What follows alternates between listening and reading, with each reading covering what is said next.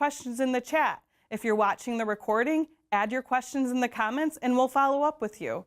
To explore the opportunities available at Mid and put your future plans in motion, connect with us at midmich.edu/admissions.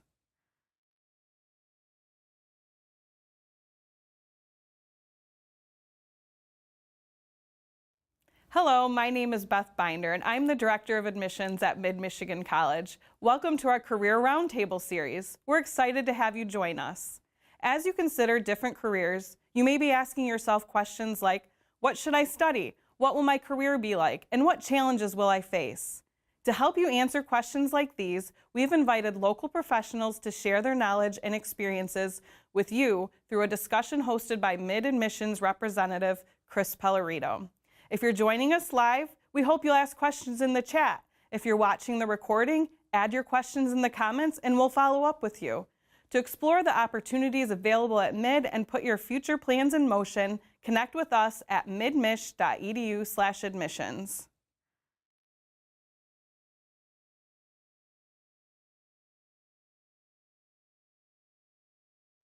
Hello, my name is Beth Binder, and I'm the Director of Admissions at Mid-Michigan College. Welcome to our Career Roundtable series. We're excited to have you join us. As you consider different careers, you may be asking yourself questions like, what should I study? What will my career be like? And what challenges will I face? To help you answer questions like these, we've invited local professionals to share their knowledge and experiences with you through a discussion hosted by Mid-Admissions Representative Chris Pellerito.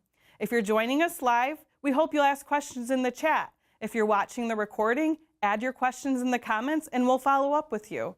To explore the opportunities available at Mid and put your future plans in motion, connect with us at midmich.edu/admissions.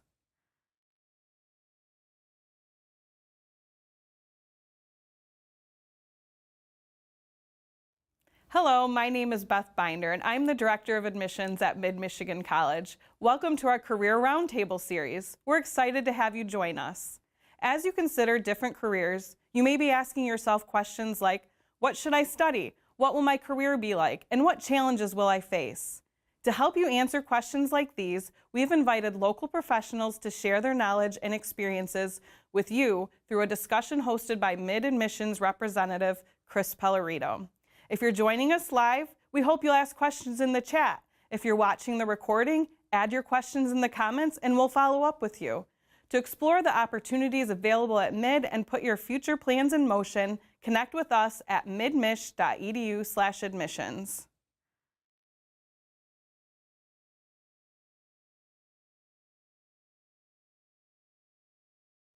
Hello, my name is Beth Binder, and I'm the Director of Admissions at Mid-Michigan College. Welcome to our Career Roundtable series. We're excited to have you join us. As you consider different careers, you may be asking yourself questions like, what should I study? What will my career be like? And what challenges will I face? To help you answer questions like these, we've invited local professionals to share their knowledge and experiences with you through a discussion hosted by Mid-Admissions Representative Chris Pellerito. If you're joining us live, we hope you'll ask questions in the chat. If you're watching the recording, add your questions in the comments and we'll follow up with you. To explore the opportunities available at Mid and put your future plans in motion, connect with us at midmich.edu/admissions.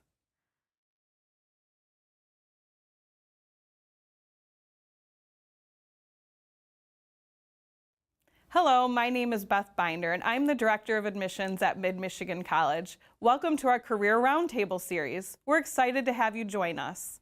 As you consider different careers, you may be asking yourself questions like, what should I study? What will my career be like? And what challenges will I face? To help you answer questions like these, we've invited local professionals to share their knowledge and experiences with you through a discussion hosted by Mid-Admissions Representative Chris Pellerito. If you're joining us live, we hope you'll ask questions in the chat. If you're watching the recording, add your questions in the comments and we'll follow up with you. To explore the opportunities available at Mid and put your future plans in motion, connect with us at midmich.edu/admissions.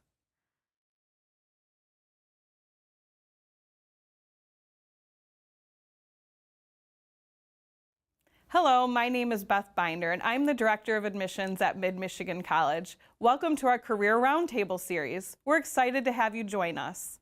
As you consider different careers, you may be asking yourself questions like, what should I study? What will my career be like? And what challenges will I face?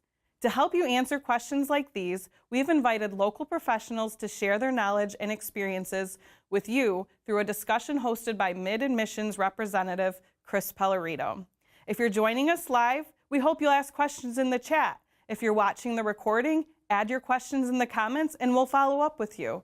To explore the opportunities available at Mid and put your future plans in motion, connect with us at midmish.edu/admissions.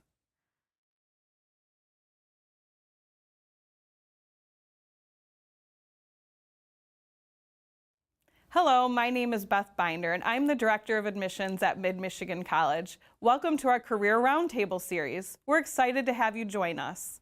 As you consider different careers, you may be asking yourself questions like, what should I study? What will my career be like? And what challenges will I face? To help you answer questions like these, we've invited local professionals to share their knowledge and experiences with you through a discussion hosted by Mid-Admissions Representative Chris Pellerito. If you're joining us live, we hope you'll ask questions in the chat. If you're watching the recording, add your questions in the comments and we'll follow up with you. To explore the opportunities available at Mid and put your future plans in motion, connect with us at midmish.edu/admissions.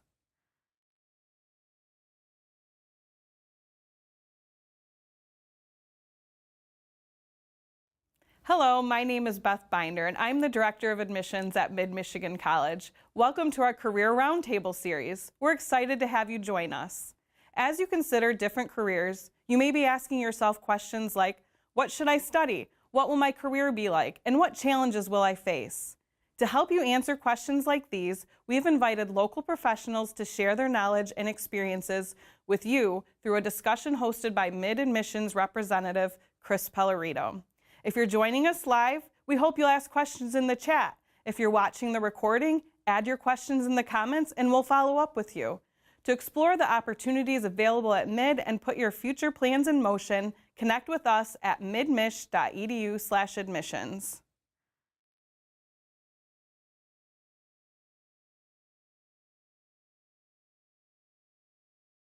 Hello, my name is Beth Binder, and I'm the Director of Admissions at Mid-Michigan College. Welcome to our Career Roundtable series. We're excited to have you join us.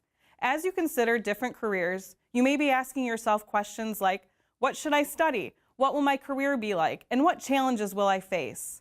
To help you answer questions like these, we've invited local professionals to share their knowledge and experiences with you through a discussion hosted by Mid-Admissions Representative Chris Pellerito. If you're joining us live, we hope you'll ask questions in the chat. If you're watching the recording, add your questions in the comments and we'll follow up with you. To explore the opportunities available at Mid and put your future plans in motion, connect with us at midmish.edu/admissions.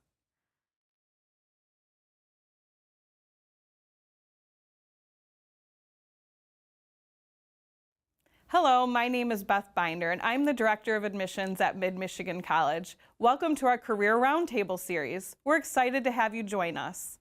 As you consider different careers, you may be asking yourself questions like, what should I study? What will my career be like? And what challenges will I face?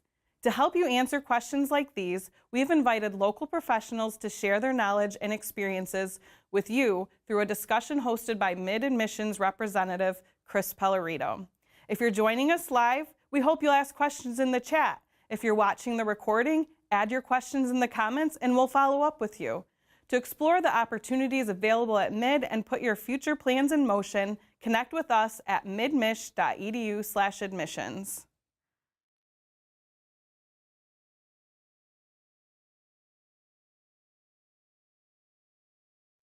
Hello, my name is Beth Binder, and I'm the Director of Admissions at Mid-Michigan College. Welcome to our Career Roundtable series. We're excited to have you join us. As you consider different careers, you may be asking yourself questions like, what should I study? What will my career be like? And what challenges will I face? To help you answer questions like these, we've invited local professionals to share their knowledge and experiences with you through a discussion hosted by Mid-Admissions Representative Chris Pellerito. If you're joining us live, we hope you'll ask questions in the chat. If you're watching the recording, add your questions in the comments and we'll follow up with you. To explore the opportunities available at Mid and put your future plans in motion, connect with us at midmich.edu/admissions.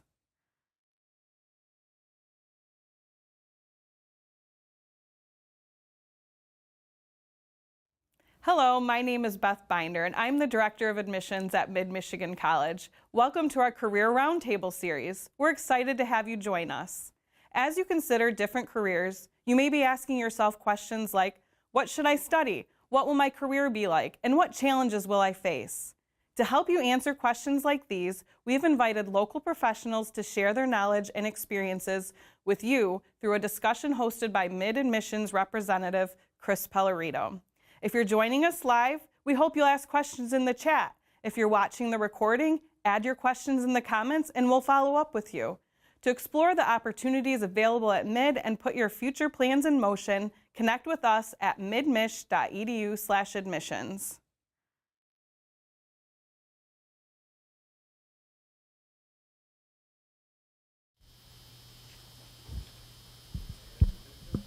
All right, good morning. Welcome to Mid-Michigan College. When people ask, I'm Chris, by the way, happy to host you this morning. When people ask me, well, where's Mid-Michigan College? I'm inclined to say, well, Mid-Michigan, of course. But just so you're clear, we're in beautiful, sunny Mount Pleasant on the wonderful growing campus that we have here. Half an hour north of us, we've got a campus up in Harrison. Like to think that we do things just right at Mid. There are 28 community colleges across the state. We're one of them.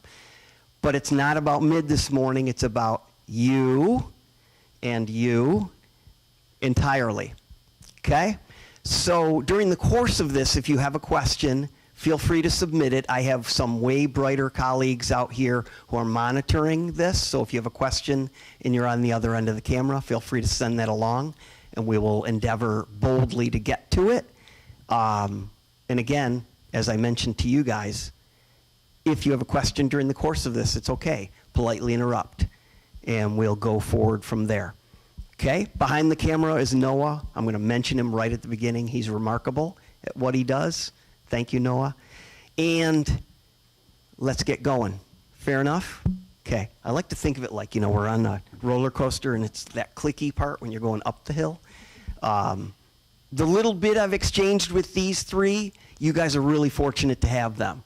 Okay, some of these roundtables we host, I know a bit about. This one, I don't know much about.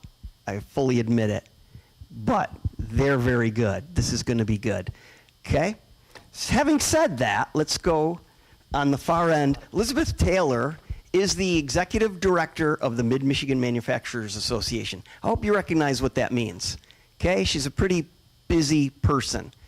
But again, she volunteered her time to be here. Again, the executive director of the Mid-Michigan Manufacturers Association. Anybody like comic books? Good, good. I'm glad you raised your hand. Keep reading them. Comic books, superheroes are built from an origin story. Briefly, Elizabeth, tell us a little bit about what you do and what's your origin story. And yes, I just said you're a superhero.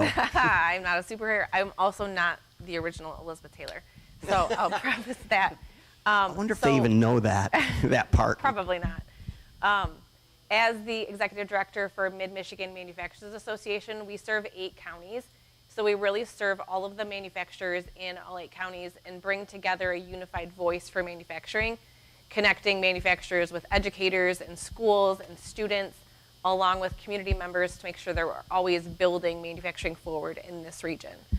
My origin story, I've spent the last 20 years in corporate world, in marketing and communications. That's my background and my love. I spent 10 years in specifically the agriculture side of manufacturing, and so that's really where my love fostered for it. But I'm excited to be here today. Outstanding. When you say we are the voice for those 8 counties, I didn't hear it, but I'm presuming too that helps or lends itself to Lansing?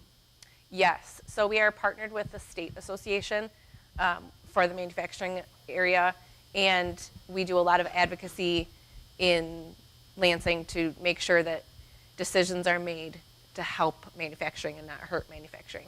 Okay. We're going to get into it a little bit, but if you're sitting there right now like I was a week or two ago thinking, manufacturing's going away in Michigan, or really is manufacturing that big of an entity in Michigan? How many of you realize Michigan is like number 2 in the country for manufacturing? I don't know if you knew that. I didn't. Okay, so this is good stuff here. Okay. Again, no particular order. Christine Perry is the Human Resources Manager with Integrity Fab and Machine. And that part, I know, is kind of a large set of reins to handle. But tell us also a little bit of your origin story and what you do. Okay. I've been in the industry for about 5 years in manufacturing, but I have come from education and from medical businesses before. I have about 20 years experience in human resource, so that's kind of where I've always had my focus, but just spent the last 5 years in manufacturing specifically. Good deal. Okay, finally, on this end, Matt Alexander. Matt all three of them kind of came, their reputations kind of preceded them. Like they came to my attention because of how good they are in this industry and their background. I found Matt's background to be especially interesting. Not that I didn't care about your backgrounds, but Matt is a director of operations for Right Height, and Right Height is out of? The location I oversee is in Clare. Outstanding. But headquarters is in Milwaukee. Yes, okay. So tell us a little bit about your origin story and what you do. So first, I would like to say that I started out, sitting in a seat very similar to them. I'm 41 years old. I was a welder. Didn't know what I wanted to do when I was in high school.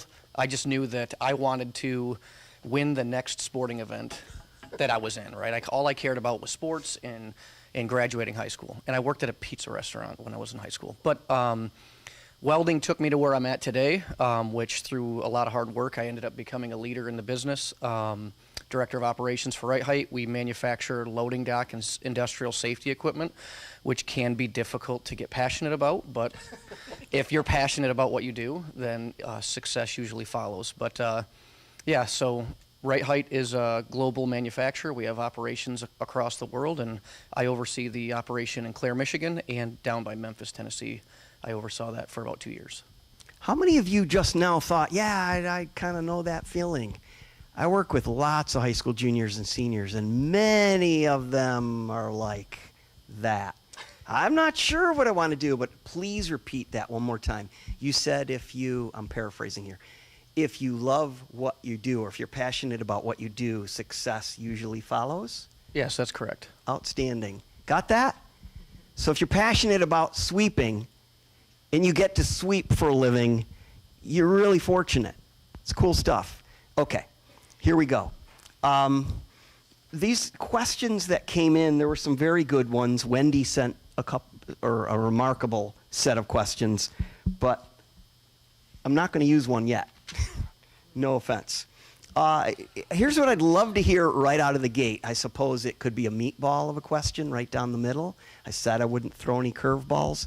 Anybody can go in any order, but one of the most more important questions for me, for them, is why manufacturing? Why would I pursue a career in any way whatsoever that involves manufacturing?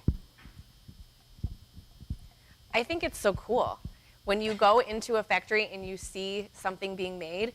And a lot of sites do factory tours. If you students ever have the opportunity to go inside a factory and see what happens, and to see something go from nothing to being made, and then things that are made in Michigan are shipped literally all over the world. Mm-hmm. And to be a part of that and see, I've been in the world where you see it go from the field to the factory to the store shelf to your home in baking.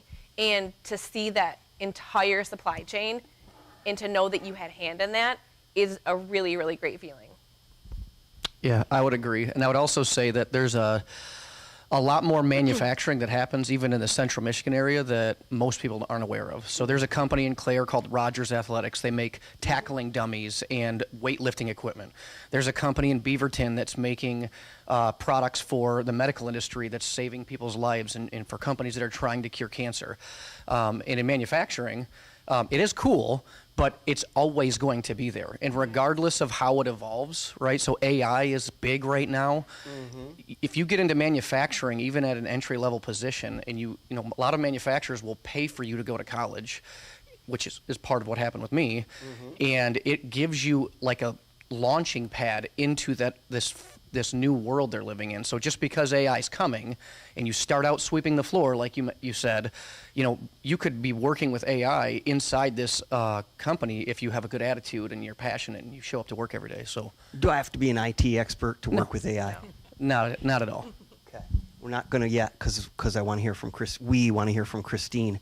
But you hear a lot about AI, but is there also conversation? Does there need to be conversation about TI, like tech related stuff more particularly, or manufacturing I?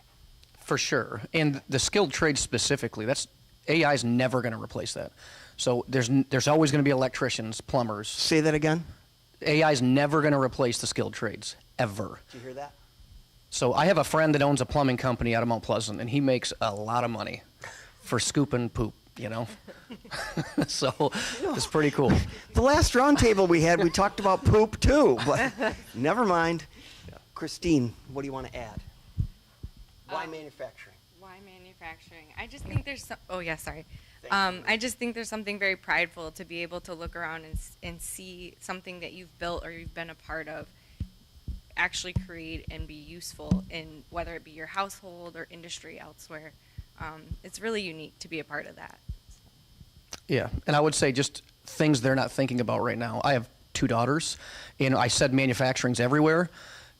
It matters when the economy slows down and you start to worry about how you're going to provide for your kids and your family and all that stuff. And when you know that there's lots of companies out there that need people in manufacturing, you know, right now you might sit there and you might smile or laugh and be like, yeah, that's so far away. That fast. And you have a 15-year-old and a 12-year-old daughter asking you to buy them Lululemon, right? So just know it comes faster than you think. Good deal.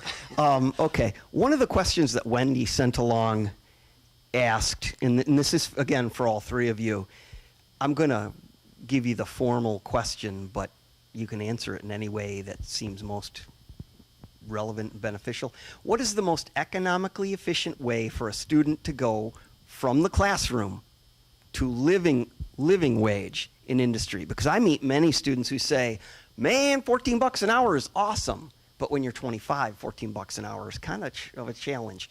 So what's the most economically efficient way to do that? I'll grab in here.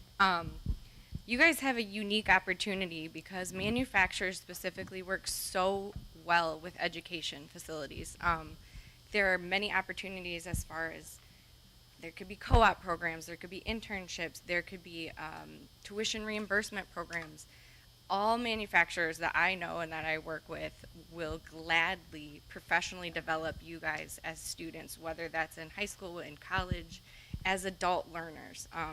I've hired people that don't even have a GED, and we encourage to bring the GED and get that approved if you don't have a high school diploma. We work with community colleges, we work with four-year colleges, we work with trade schools. We will put people through certificates. There's so many avenues, and a lot of times I hear financial barriers are some of the reasons people don't attend college, or they don't know what skill they're the best in, or where to go to college for that. And you have people at the companies that will help you do that. You have people at the colleges, there's advisors. There's a lot of people that will get in your corner and support you and help you to grow. And so really, you can pair your education and your experience together to really kickstart that career to make you more money. And you guys know there's a remarkable trade school real in proximity to where we are right now. You know that, right? A remarkable trade school. Wait, no, it's a community college. It's a trade school. Yeah. Remarkable. You're going to find out some more about that today. Okay, anything you guys want to add to that? I'll echo, what Christine said. You can go and start as a co-op or an intern and follow that right into an apprenticeship and work and learn at the same time. And by the time you're 25, be making a great livable wage and living comfortably with no debt. Yeah, that's the key piece, the Yeah. no debt part. And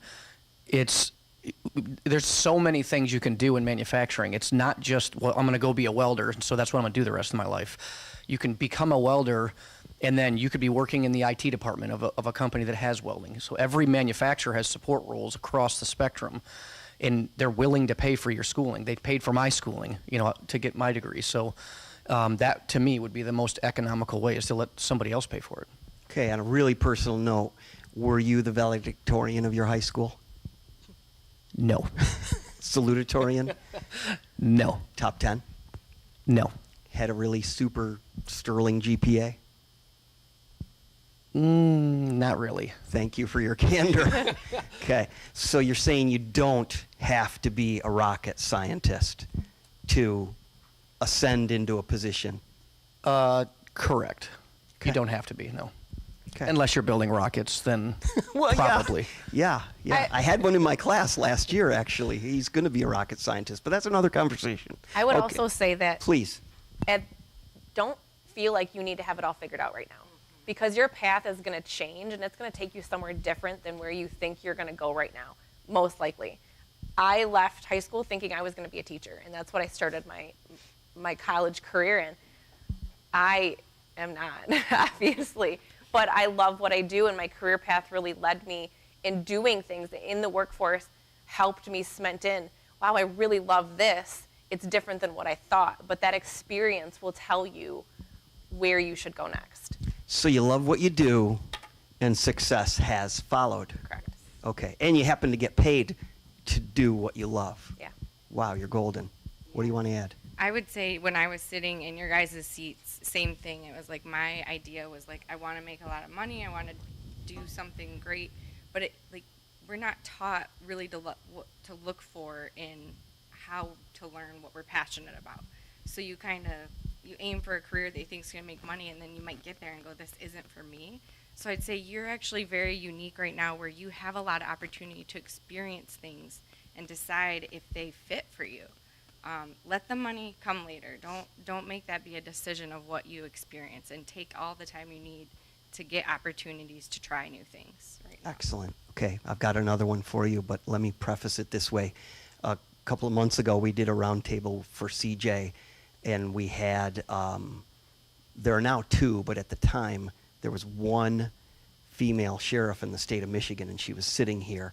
And a similar question, she talked about what you were just saying, like, if you wait a while out, your runway starts to get shorter. So do what you're doing, what you're describing now while you can. Okay, Christine, some of these students are going to say, I don't need whatever after high school. I want to jump right into it. I want to get going. Remember the game of life? Do you guys remember that game? You could take a shortcut. They probably don't know, sadly. You could take a shortcut and jump right into life.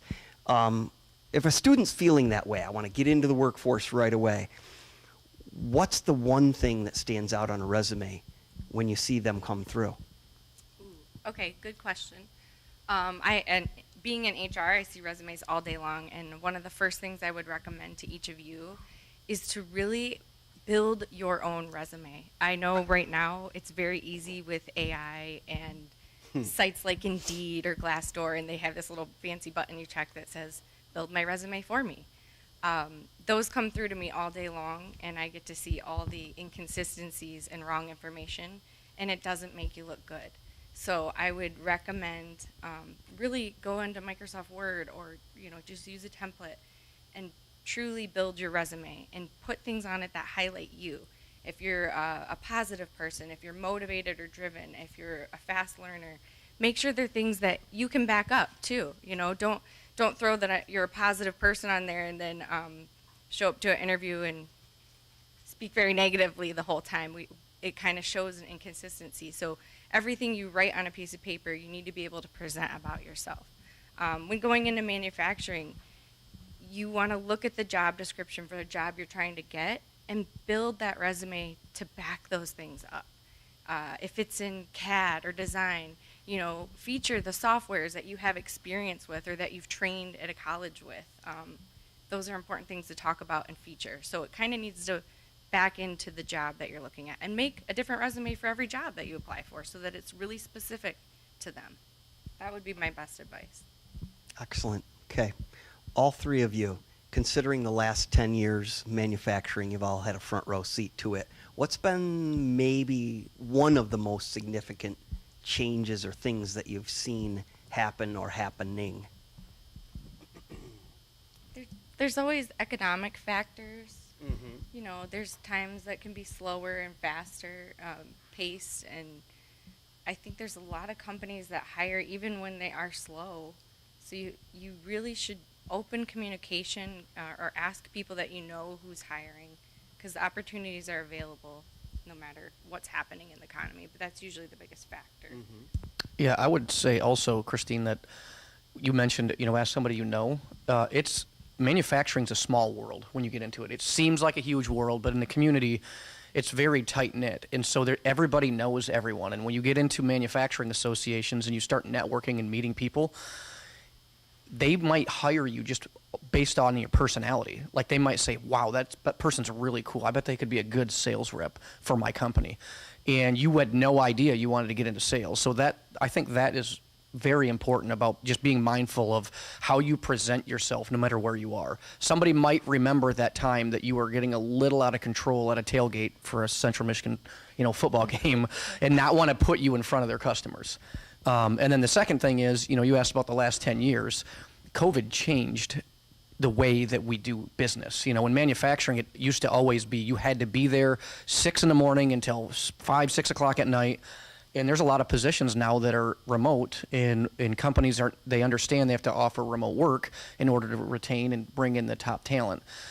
So unfortunately for Right Height, we were in the middle of building a $250 million headquarters right on the river in Milwaukee when COVID hit. And so now we have this giant office that we feel obligated to fill, but you have to keep people, in order to keep people, you got to let them work remote. So I think a couple of things to go off of that is the flexibility. I've seen really even manufacturing, but all workforces from COVID, if not remote, companies are recognizing that work-life balance and making sure that people can be really successful, but not have to be in a seat from 6 a.m.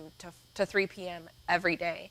You can go get your kids. You can be at sporting events. You can have a life that works with your career. So, and then when you think about the last 10 years, I've really noticed the shift in positions because of technology, because of robotics, because of things. And that doesn't mean a shift and a decrease necessarily in people. It's a shift in skill sets. And so the longevity of people that have been, going from a sweeper to an operator to a shift lead to a supervisor of all three shifts and people stay. If you find growth, people stay. So while there's been a shift in skill sets and changes in positions, the shift in people tend to stay. Cool. I want to touch on one more thing. Absolutely. You guys are mentioning the use of a lot more technology, and I think about virtual interviews and things I do, or meetings. A lot of us have meetings virtually. Just be mindful. I know you guys are young now, but everything you do and say is a representation of you. So if you're on an interview or a meeting and you're used to sitting at that computer and maybe putting a vape in your mouth, not the best thing to do in a professional setting. If you just rolled out of bed and you still have a hooded sweatshirt on, it might be good to just present yourself and make sure that the outward image that you're presenting and projecting is what you would put if you were in person as well. That's a good point also for this group, that what you put online doesn't ever go away. yeah, it's there forever. Yeah. Really? Yeah. Shoot! No, I'm just kidding. I have nothing to hide online. Elizabeth, we just talked, last 10 years. Let's talk the next half a dozen years.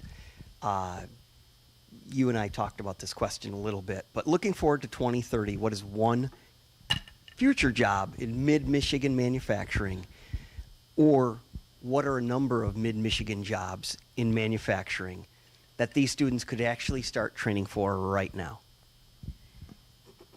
So I'll start that with some career paths, because each manufacturing company calls different positions different things. They have different needs, and there's such a wide range of that.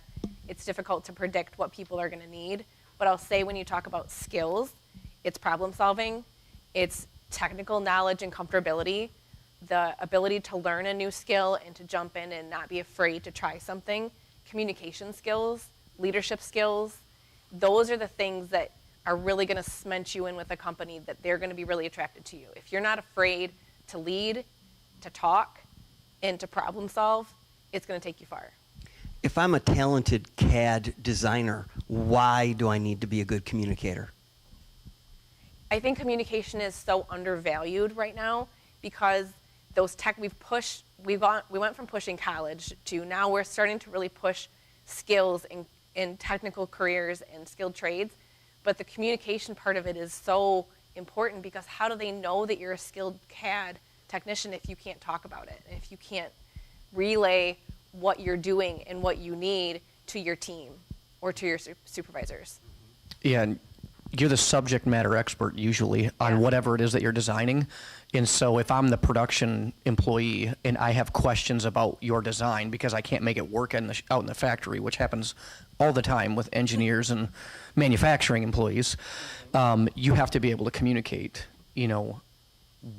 as a CAD designer, what your intent was behind the design and how it's supposed to, fit, form, and function.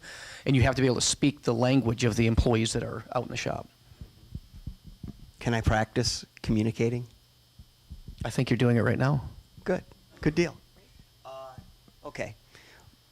Let's stay on this future track, just sort of. One quick question, then I've got a more specific question for you.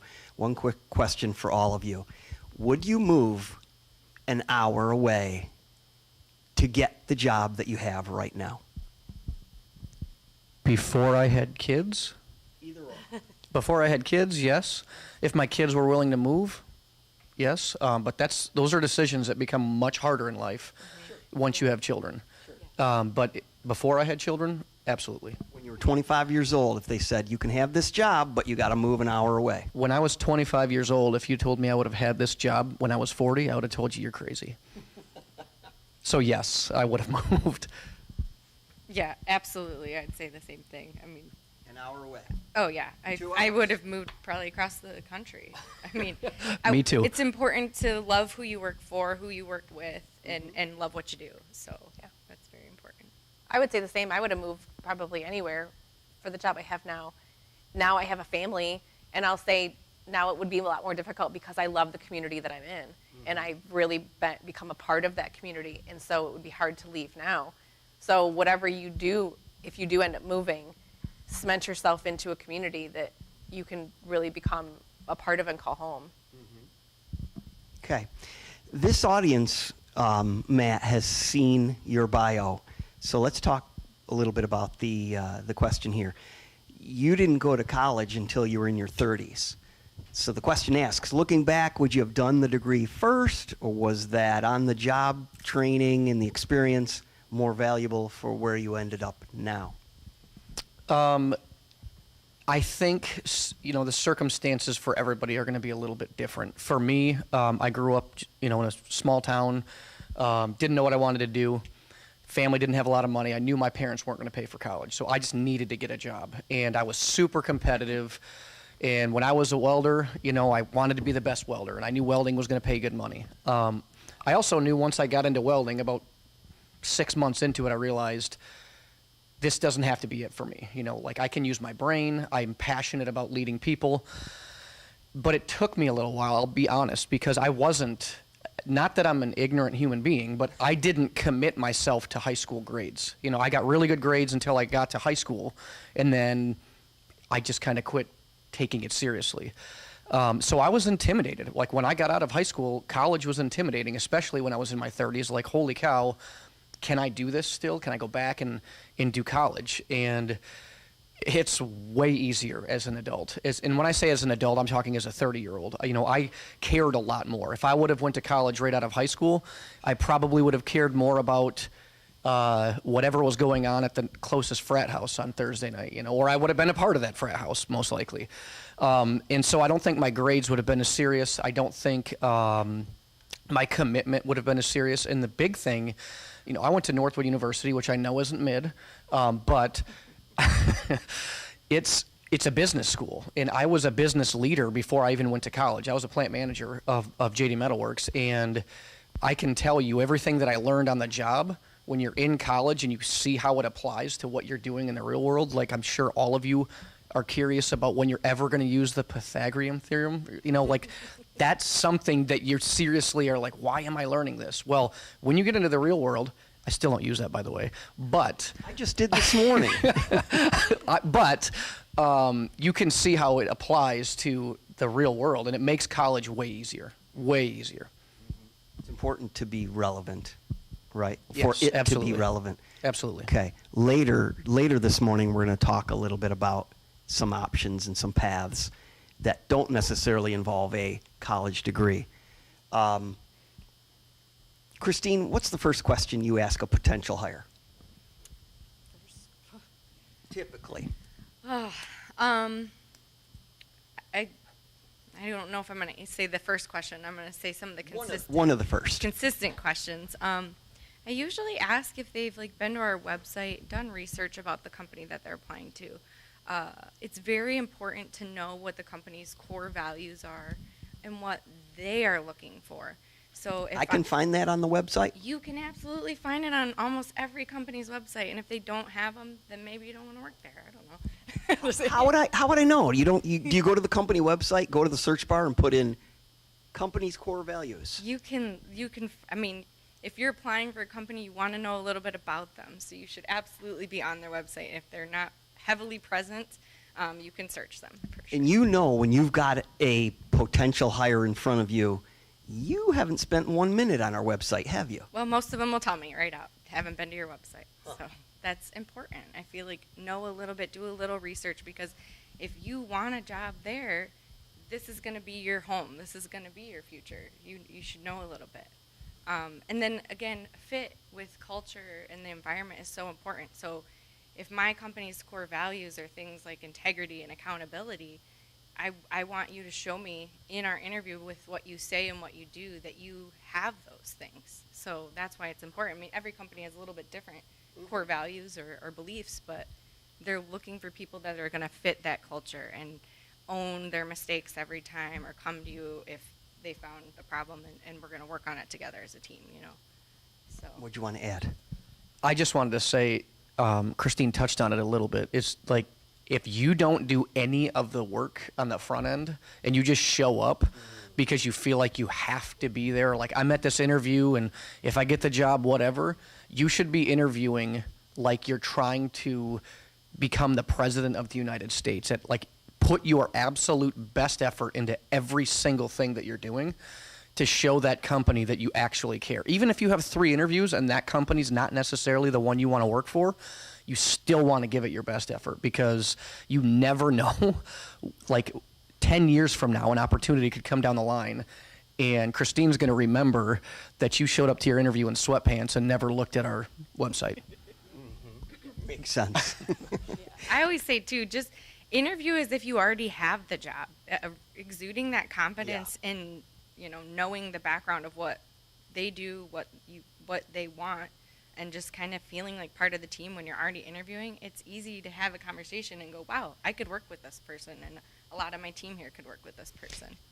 It's okay if you say no, but it just occurred to me, I frequently, when I teach students, reference when it's a job interview kind of thing, go in like you're the solution to their problem.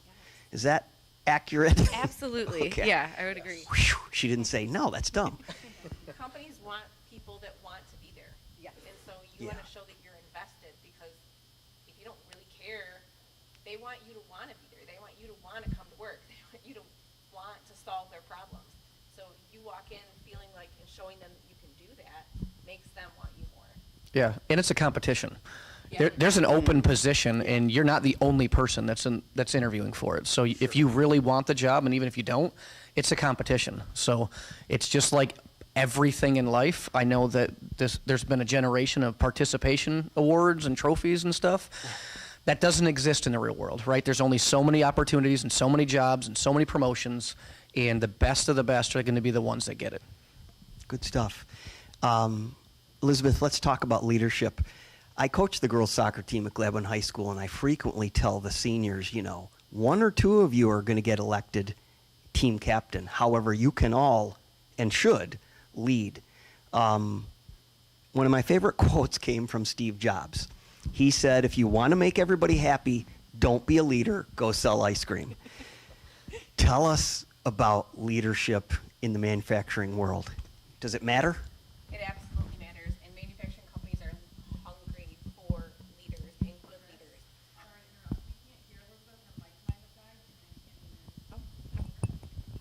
But your battery was full. Right, it was.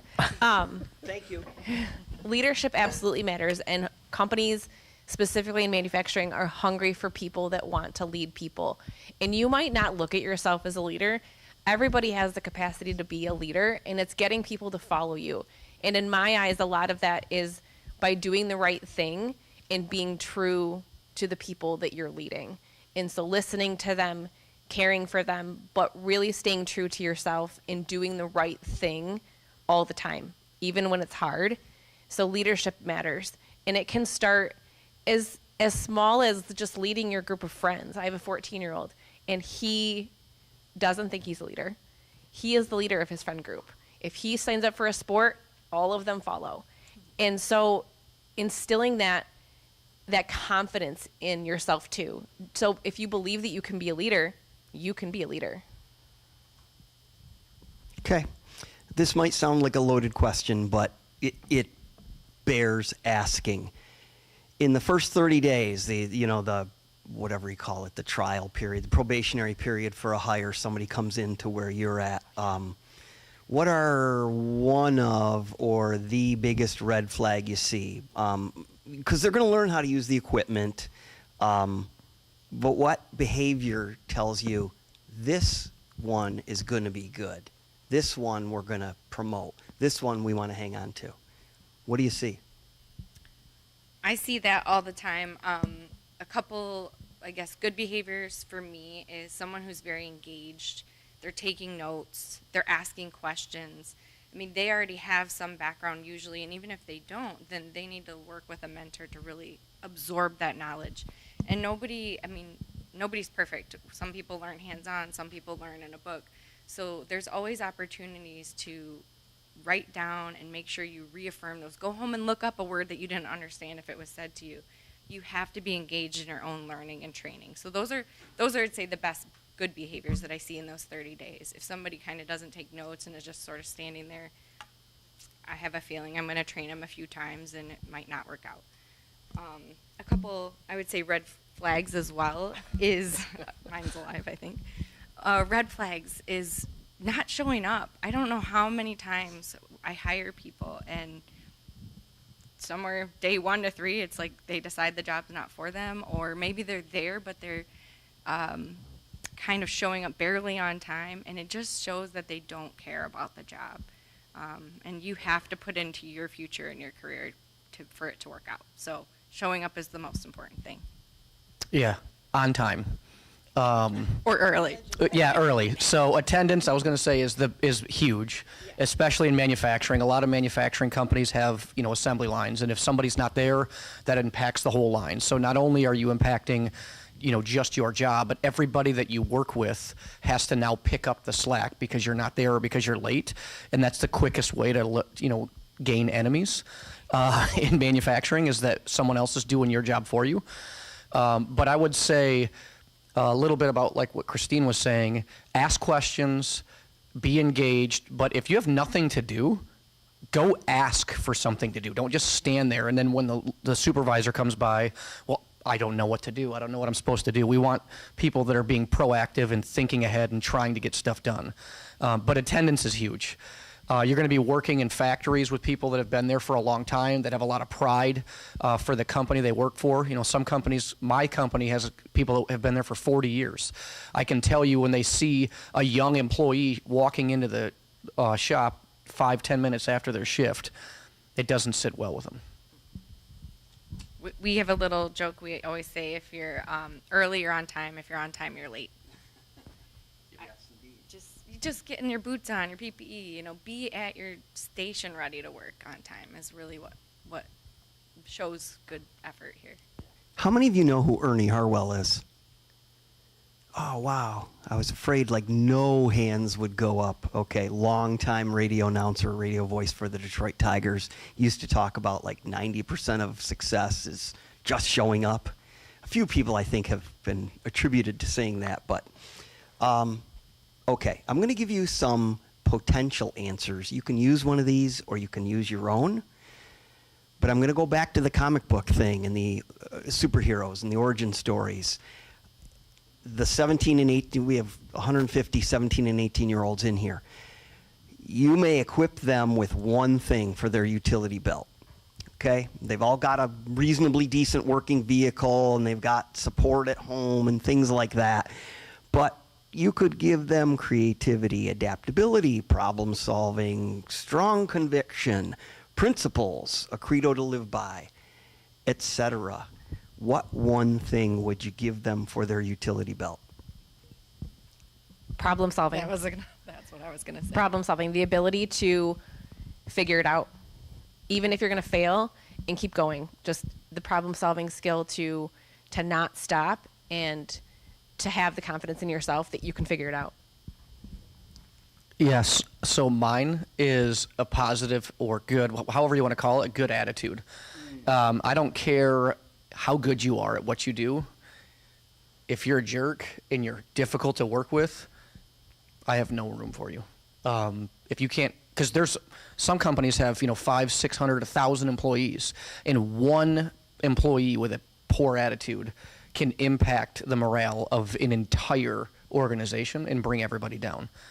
And so if you have a good attitude, I can teach you everything else. Makes sense. I was going to jump on what Elizabeth said with the problem solving, but I think it goes back to a leadership question that you asked earlier. In order to be successful, you have to fail. You're going to fail.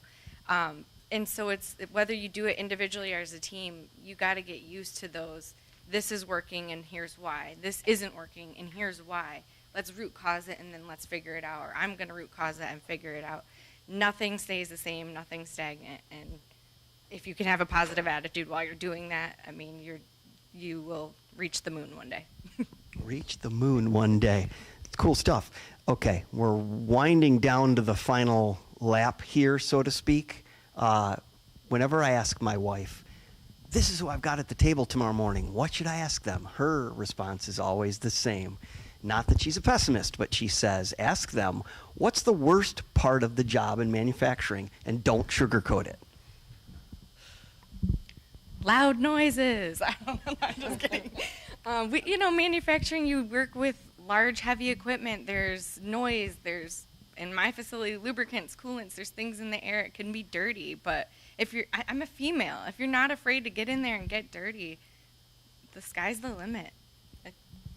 Yeah, I would just say in most manufacturing, it's extremely dangerous, or can be. And so there's a lot of precautions that you need to make sure that you're following policy. We have large equipment at my facility. I know I've been in a lot of manufacturers around the area. If you're not careful, it can be, devastating. You're talking pieces of equipment that can end your life that fast. So you just want to be careful with what you're doing. But every employer is putting policy and guarding and things in place to protect you so that, if you follow policies and you follow the rules, you'll never get hurt. But if you don't and you choose to go outside those rules, it could be devastating. So, not to scare everyone. The reaction on your face was like, that's the wrong answer. If you don't know how to use something, always ask. Yes, always ask. We've done a lot of these roundtables. I don't think anybody has ever said that. said you wanted to. No, I know. Honest It's to God, good. true. Even the CJ folks don't go there, but no, it's reality. I would say not being able to drown out the noise. So this is a little bit more ambiguous when you talk about manufacturing in general, but there's so much noise out there, whether it's political or economic don't get lost in the fear, because it can be scary to think about and listen to all the noise that's going on with economics and politics and thinking that jobs aren't going to be there. Jobs are always going to be there. There's always going to be a career path if you do the things that we talked about with leadership, communication, problem solving, technical skills. If you really work hard and are invested, there's always going to be a place for you in manufacturing. And the cool thing is, depending on what you get into, if you have an entrepreneurial mindset, you could work for 5 or 10 years and say, even at that point, you don't want to go to college, you can start your own business and be a business owner. And, everybody thinks that's really cool. You get to set your own hours. But when you own a business, you work way more. Yeah. But owning a business has a lot of perks too. So that's just something that we didn't touch on yet. And that's very important. And it's a reality for sure. Okay. This is that chance. Let's touch on anything we didn't touch on and should have touched on, or they need to hear and they didn't hear yet, or you want to reiterate a point. Your final thoughts for a room full of 17 and 18-year-olds and a batch more on the other end of the camera. What would you share? For me, I just can reiterate that my story is a very good example of what you can do if you go into it with the right attitude. I'm the director of operations. I oversee 2 facilities for a global company. Now, I know that those stories that's not everyone, right? Not everyone's going to go down that path, but I was a welder. I was making pizza and then I was welding, and fast forward 20 years with a lot of hard work and dedication and grit, I'm in the seat that I'm in because of it. And don't look at it, at the end of your nose. Manufacturing isn't just working an assembly line or working for the maintenance department or working, a job that pays $15 or $16 an hour. There's so much opportunity in all of these manufacturing companies that, it's crazy how once you get to the leadership level, it's a retiring workforce. There's a lot of people that are leaving, so it's opening up a ton of opportunity in leadership roles across every facet of the business, including overseeing the entire business. So just, if it's something you want to do, put everything you have into it. I'm having a hard time as a manufacturing guy not swearing, and you told me not to swear, so. Yes, so just make sure that you put your best effort into it, and you put everything you've got. And if you're competitive, if you're an athlete, if sports is your thing, treat it like it's a sporting event, and you want to be the head coach someday or the starting quarterback, and just look at all of those things and put your head down and go to work, and good things will happen. I'm wondering now where the swear word would have fit into that. I won't say it. I'll let them. I'd just say right now, as you guys are young, take every opportunity and don't be a hindrance to your own career. A lot of times people say to me, your job description said I had to have this degree or this certificate, and I don't have that, or I'm working on it, or I'm not sure if I want to get it. Open yourself up to the conversation. Try, go to a career fair and explore and talk with somebody at that company, or try a skills trade. I see a lot of education right now is focused on giving grants or scholarships, and there are times, even like at Mid, you can put $3,000. That can cover almost 2 separate certificates if you're interested in welding and automotive. You can fit those in, and so I'd say reach for everything you can right now just to explore. There's no better time than when you're young and living at home and don't have to afford your own bills. Because once you're affording your own bills, it's hard to switch career paths. That's 100% fact. 100% fact. And to add to that, when I was young and I was a welder, I raced dirt bikes. And so that was my passion and my motivation to go to work every day is because I just wanted another dirt bike, or I needed to pay my entry fees. So you have to find something else too that wakes you up in the morning and motivates you to go to bed, wow. Go to work so that you have something, to work towards. I would say, to reiterate what Christine's saying, try everything. When you go to career fairs, if there's an opportunity to job shadow, if it's something you think you're interested in, try it out. See what a day in their life looks like. And don't feel like you have to have it all figured out and your whole career pathed out for you right now. But I will tell you that manufacturing needs you.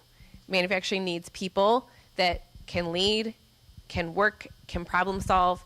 And if you have a passion for any of these skills, it can grow into a passion for manufacturing and you will be successful. Yeah, I agree. That's a really good point. And I know that there's probably more than half of the people in this room that might be here because you get out of class today.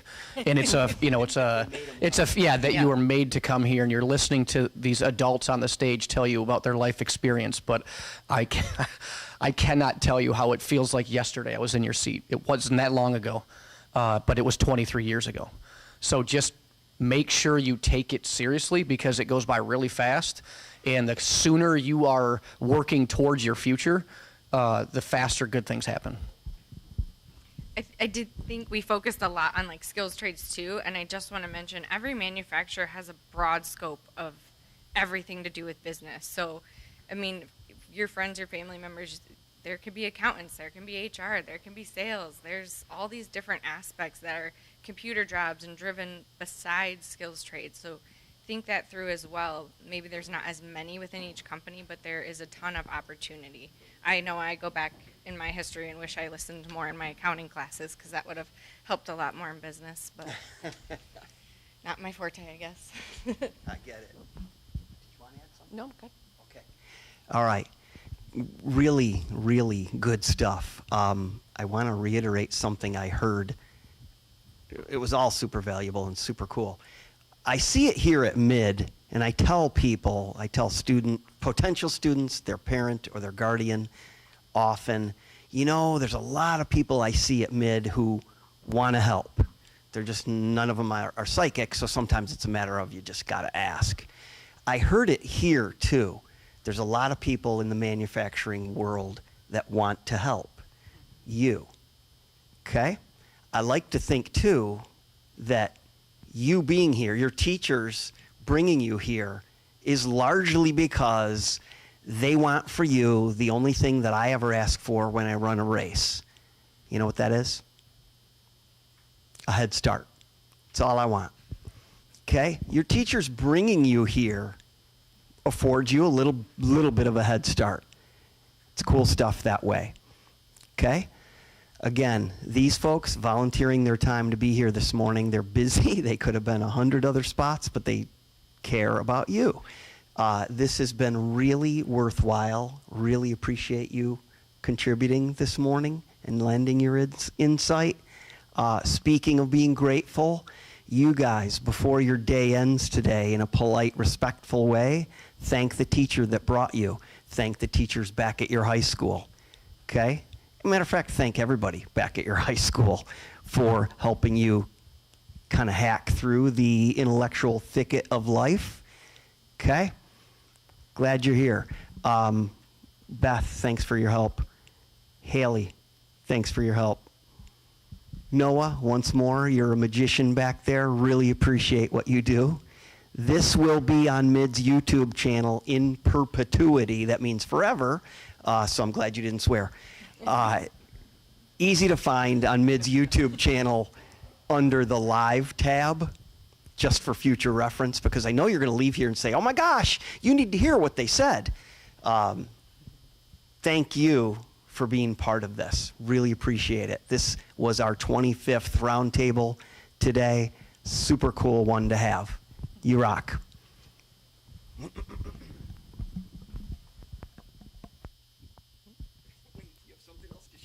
Just gonna say thank you guys for being here. Yeah,